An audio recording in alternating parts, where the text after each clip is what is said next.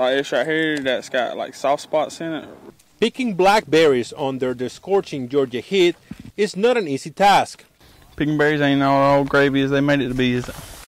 A lesson this recent high school grad didn't think he'll have to learn during his summer break.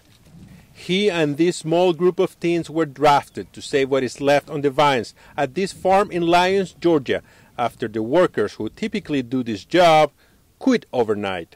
I've been in the worst shape this year I've ever been in. I've been in it 10 years, and this first year I didn't have enough labor to gather my crop. Hutchinson says up to a third of his crop is likely to rot on the vine if he can't find more workers. I stand a chance of losing my house, my land. He blames an anti-illegal immigration law recently approved by the state assembly and signed by Governor Nathan Deal.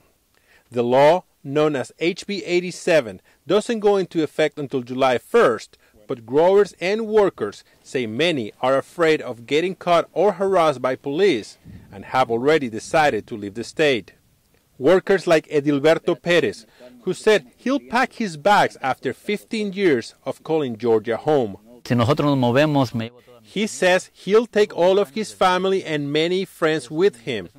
It will be hard because his U.S.-born children will have to move to a new place where they know nobody and start their life all over. A report commissioned by the governor revealed a need for 11,000 farm workers, about 14% of the normal farming workforce. Governor Nathan Deal's solution to the problem is to encourage people fresh out of jail and those with court-mandated community service sentences to work in the fields. It's according to how they're going to handle it, whether I wouldn't want anybody on my farm, that was dangerous. R.T. Stanley in Vidalia is one of the largest growers of the iconic Georgia onion.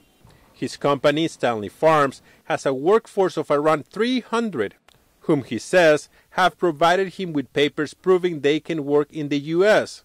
But now that the new law requires him to verify the information in a federal database, he thinks that will be a problem. And I think a lot of the workers, no matter if they're legal or not, are not going to stay around where there's going to be all these checks and things going on. Other businesses are also feeling the pinch. Chris Wiggins, owner of this small store in Santa Claus, Georgia, says more than 80% of his customers are migrant workers.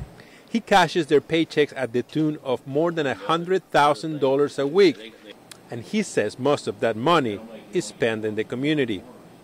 If they're not spending any money here, then we're not selling, products, and we're not putting in sales tax. And he says he's concerned for the future of his business and the region if the migration out of Georgia continues. Gustavo Valdez, CNN, South Georgia.